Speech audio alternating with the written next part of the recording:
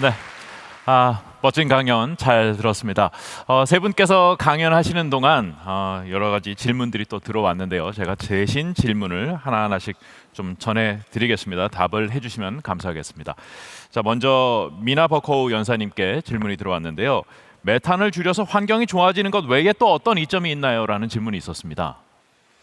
Yeah, like I said, there's a huge opportunity to reduce methane because it's the single fastest opportunity for us to slow down warming in the near term. However, there are other benefits as well, aside from the climate, such as health impacts, health for public health for communities. Because what a lot of people do not know is that methane emissions actually contribute to things like ground level ozone or particulate pollution. And what kind of impacts does that have?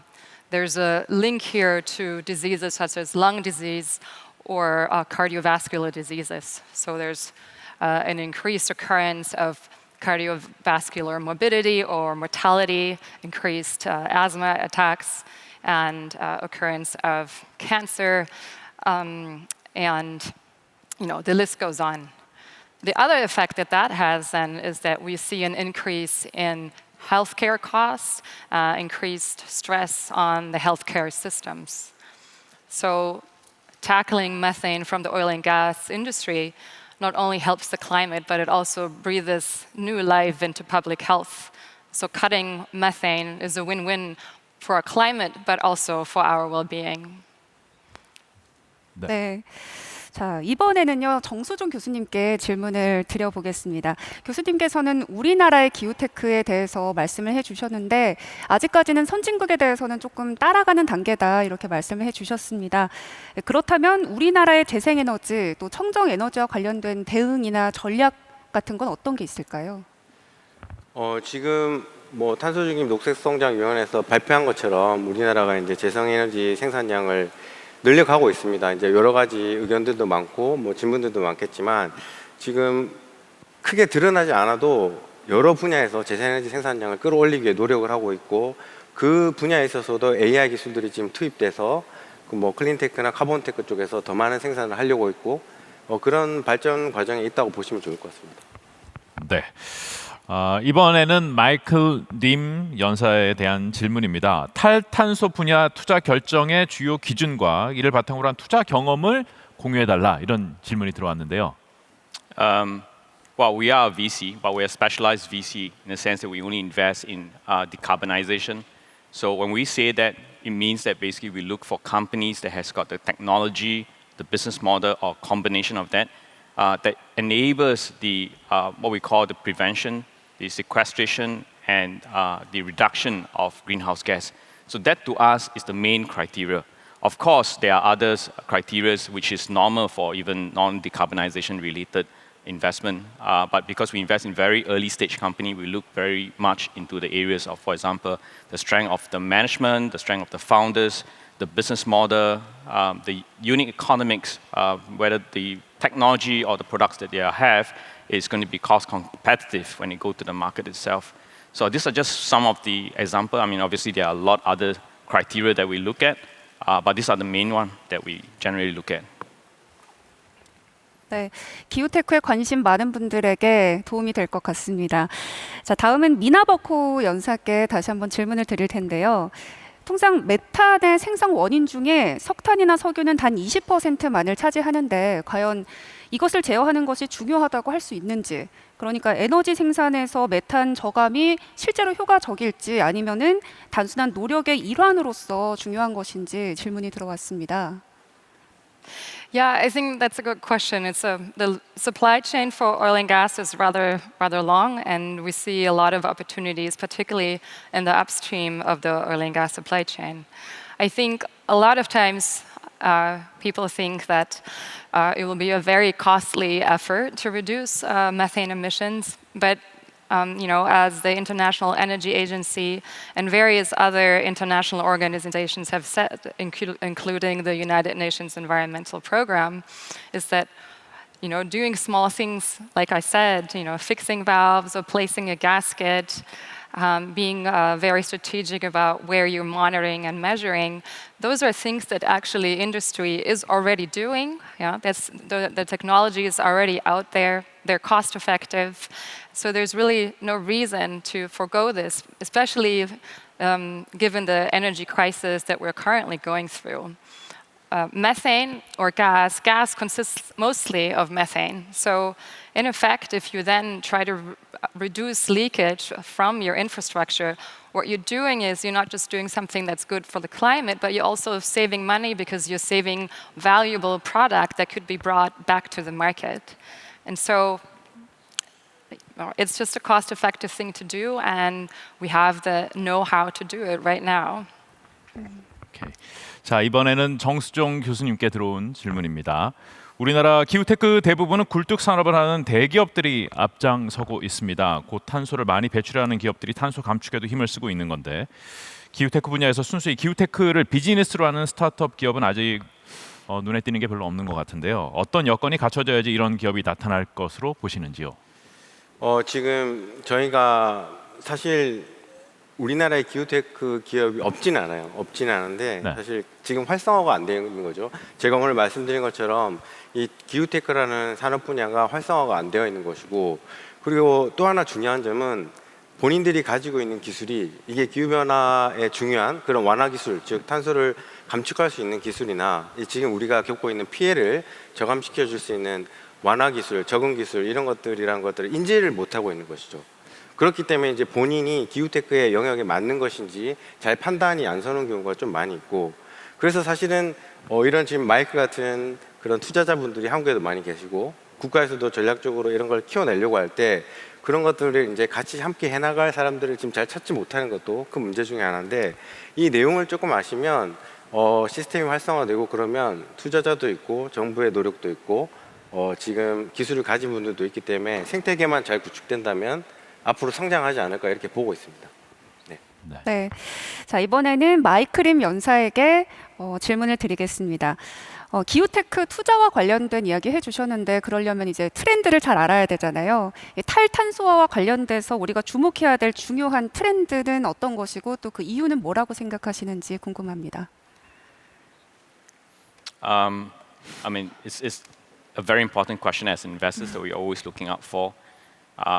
And I think I've already shown some of the major trends that's been going on when I was talking earlier on. But I think there's one thing which is very much related to today's theme. Right? We're talking about AI, and AI is actually a big trend that's going on right now. It's the trend of digitalization, right? So adoption of digital solution. At the same time, we have a very critical problem to solve, which is in decarbonization. And if you look at it, yes, digitalization can help us to decarbonize, but at the same time, when we digitalize, it actually consumes a lot of energy, right? I think the speaker earlier on has mentioned data centers is a huge energy monster. They consume a lot of energy. And every time you send the data, you do a chat GPT, the amount of energy that's needed to actually create that solution for you or that answer for you is actually taking a lot of energy, right? So this is actually a confluence of two trends that's going on right now. So this is something that, as an investor, we are actually watching very closely at the moment. And we are thinking, is there any disruptive technology out there that can actually help us achieve the trend of digitalization, at the same time help us to decarbonize? And then I think this morning you have a speaker in the semiconductor area talking about packaging, trying to bring things closer together. This is an area that we look at. And there's also disruptive technology that is different from the way that we actually package semiconductor today. Right? Today's technology has been around for a long time, and we all talk about the Moore's law, getting more and more difficult to miniaturize. We are actually watching a technology called silicon photonics, using light to send data. I mean, it's already happening. You have the fiber optics, but how do you do it in a data centers? How do you do it in a chip when you process? Because if you use light, there's no need for you to convert from light to the 1-0, the digital signal, and that actually saves a lot of energy. So this is a huge potential here, but we don't have an answer yet. But it's definitely something that we think we have to closely watch in order to solve the climate issue and at the same time, help us to propagate digitalization. 자, 이번에는 미나 버코 연사에게 다시 한번 질문 드리겠습니다. 위성 감지 위성 이야기를 해주셨는데 감지 위성이 다른 메타가스 감지 센서나 기기들과 획기적인 차이점이 있을까요? 라는 질문이었습니다. I think that's an important question. So the ecosystem around satellites is vastly growing, and we're very excited for the data that we will be able to see in 2024. But we all also know, I think all of us, that data alone is not going to necessarily fix anything. Data alone does not help us make decisions necessarily. So it's really important that we, as we get more and more of these technologies off the ground, that we think about accessibility of the data, the credibility of the data, as well as transparency. Because otherwise, no one will trust the data that we're getting, and it will lead to confusion. And it's actually something currently that we're not doing in an optimal way when we approach data. So, for example, with existing methane data that we do have, we'd rather see very much disjointed approaches. For example, there's a lot of variability in the data products that we see out there. There's a lot of variability in the geographic coverage of the data, as well as detection capabilities. So what does that mean? I just said that MethaneSat is launching, and that's going to bring us unprecedented data. Well, it just means that we need to really work with other countries and companies to ensure that we reduce the noise and create actionable insight from this data. So to that end, actually, EDF works with CEOS, the Committee of Earth Observation Satellites, to create a community to make sure that our efforts are complementary and that we're all moving in the right direction to deliver the products that allow us to make smart decisions and actually catalyze change, reduce methane, and save the climate crisis. 네, 정수종 교수님께 또 질문을 드릴 텐데요. 탄소 배출을 줄이기 위해서 많은 AI 기술이 활용이 되고 있는데 생성형 AI를 구동하는데 너무 많은 전력이 소모돼서 환경적인 규제가 필요한 것 아니냐 이런 목소리도 나오는데 이 부분에 대한 의견 어떠신지 질문이 들어왔습니다. 오늘 생성형 AI가 전력을 많이 쓰고 탄소를 많이 배출한다고 그걸 규제해야 한다 그러면 저 여기 나가라고 그럴 것 같은데 지금 오늘 AI 심포지엄이라서 근데 중요한 건 그건 사실이죠. 지금은 AI가 이제 전기를 많이 쓸 수밖에 없고 막대한 양의 데이터를 쓰고 뭐 서버라는 큰 컴퓨팅 시스템을 돌려야 되고 그런 거는 어떻게 보면 하나의 과도기인 것 같아요. 저희가 이제 맨날 하는 얘기가 똑같은 게 전기차를 타라고 그러면 그 전기차가 쓰는 전기는 발전소에서 오는 것이 아니냐. 재생에너지를 써야 되고 효율을 높여야 되는 그런 과정에서 길목에 있는 거죠.